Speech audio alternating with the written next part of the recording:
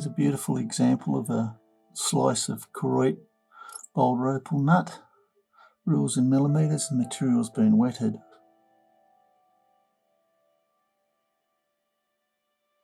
A lot of colour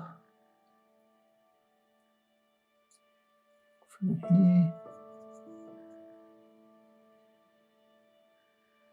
Fortunately, because it's been sawn flat, the light reflects off it, as you can see there, and you lose some of the potential. Over here you can see where the colour's going.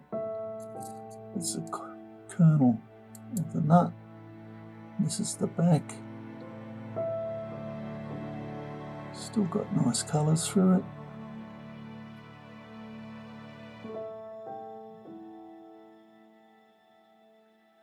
Over here, soft sandstone that won't have any colour in it on the outside there, but once you get underneath that sandstone, you can see here where that colour starts, and probably find it goes around here.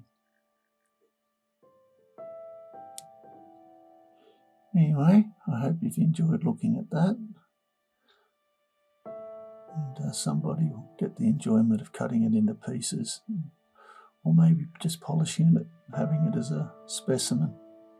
Hope you've enjoyed. Cheers.